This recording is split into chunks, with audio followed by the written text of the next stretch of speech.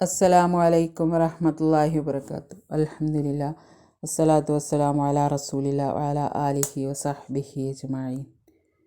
മാതാപിതാക്കളോടുള്ള കടമകളെ പറ്റിയാണ് ഇന്ന് സംസാരിക്കാൻ ആഗ്രഹിക്കുന്നത്. മക്കളോട് മാതാപിതാക്കൾക്കുള്ള കടമകളേക്കാൾ കൂടുതൽ മാതാപിതാക്കളോട് മക്കൾക്ക് കടമകളുണ്ട്. തൗഹീദിനെ പറ്റി പറഞ്ഞയുടനെ മാതാപിതാക്കളോടുള്ള കടമയെപ്പറ്റി ഖുർആൻ ഒന്നിലധികം സ്ഥലങ്ങളിൽ വ്യക്തമാക്കിയിട്ടുണ്ട്. അത്രയും ഗൗരവമേറിയതാണ് അക്കാര്യം എന്നർത്ഥം. മാതാവിനോടാണ് പിതാവിനേക്കാൾ ബാധ്യതകൾ മക്കൾക്കുള്ളത്. കാരണം കുഞ്ഞിനെ ഗർഭം ധരിച്ചുകൊണ്ട് വിഷമിച്ച് നടക്കുന്ന കാലം മാതാവ് ഗർഭസ്ഥ ശിശുവിനാണ് എല്ലാ കാര്യത്തിലും മുൻതൂക്കം നൽകുക. ഭക്ഷണം, വിശ്രമം, ജോലികൾ ഇവയിലൊക്കെ കുഞ്ഞിനെ ബാധിക്കുന്നതെല്ലാം മാതാവ് ശ്രദ്ധിക്കും. ഒടുവിൽ മരണത്തിൻ്റെ വക്കിൽ വരെ എത്തി നിൽക്കുന്ന അനുഭവമാണ് അഭിമുഖീകരിക്കേണ്ടി വരിക. പ്രസവത്തിന് ശേഷം കുഞ്ഞിന് 2-3 വയസ്സ് വരെ വിഷമങ്ങൾ തന്നെ. പക്ഷേ ആ വിഷമങ്ങളൊന്നും ഒരു വിഷയമാക്കാതെ സന്തോഷത്തോടെ സംതൃപ്തിയോടെ അനുഭവിക്കാൻ മാതാവ് തയ്യാറാകുന്നു. അള്ളാഹുവിനും മാതാപിതാക്കൾക്കും നന്ദി കാണിക്കണമെന്ന കൽപ്പന ഒന്നിച്ച് പറഞ്ഞതുകൊണ്ട് 2 നന്ദിയും ഒരേപോലെയാണെന്ന് ധരിക്കേണ്ടതില്ല.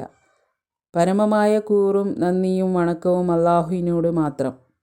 മാതാപിതാക്കളോട് നന്ദി കാണിക്കേണ്ടത് അവരർഹിക്കുന്ന രൂപത്തിലും. ബഹുദൈവാരാധന സംബന്ധമായ കാര്യങ്ങൾ അനുസരിക്കരുതെന്ന് ഖുർആൻ വ്യക്തമാക്കുന്നു.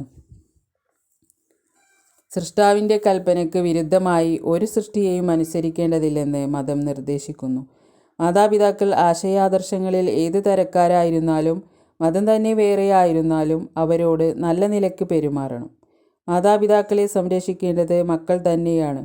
അവർക്ക് വിഷമമുണ്ടാകുന്ന ഒരു വാക്ക് പോലും പറയരുതെന്ന് ഖുർആൻ അനുശാസിക്കുന്നു. മനുഷ്യന് പാകതയും പക്വതയും എത്തുന്ന പ്രായമാണ് 40 വയസ്സ്. യുവത്വത്തിൻ്റെ ചോരത്തിളപ്പ് കഴിഞ്ഞ് 30-ലെത്തിയാൽ ആ പക്വതയുടെ ആരംഭമാണ്. 40-ലെത്തുമ്പോൾ കുടുംബവും വീടും മക്കളുമൊക്കെയായി ആ പക്വത പൂർണ്ണത പ്രാപിക്കുന്നു. അതൊരു പ്രത്യേക അവസ്ഥ തന്നെയായിരിക്കും. ഒരു ഭാഗത്ത് പ്രായമായ മാതാപിതാക്കൾ, മറുഭാഗത്ത് ചെറുതും വലുതുമായ തൻ്റെ മക്കൾ.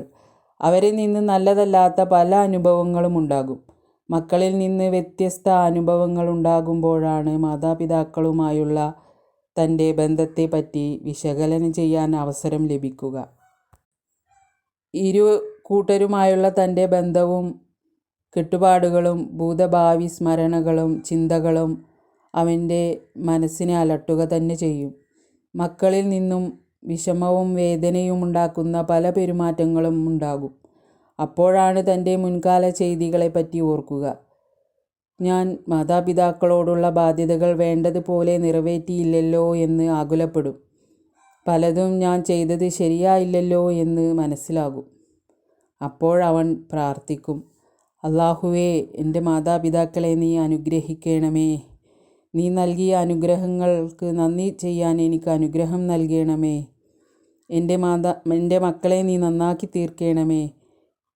എന്നിൽ നിന്ന് വന്ന വീഴ്ചകളിൽ സങ്കടപ്പെട്ട് ഞാൻ നിന്നിലേക്ക് മടങ്ങുന്നു. ഞാനിതാ പശ്ചാത്തപിക്കുന്നു. എനിക്ക് പുറത്തു തരണമേ. ഇനിമേലിൽ മാതാപിതാക്കളെ വെറുപ്പിക്കുന്ന ഒന്നും ഞാൻ ചെയ്യില്ല എന്ന് അവൻ പ്രാർത്ഥിക്കും. ഇങ്ങനെ പ്രാർത്ഥിക്കുക തന്നെ ആശ്രയം. അള്ളാഹു അനുഗ്രഹിക്കട്ടെ. അസ്സലാമു അലൈക്കും.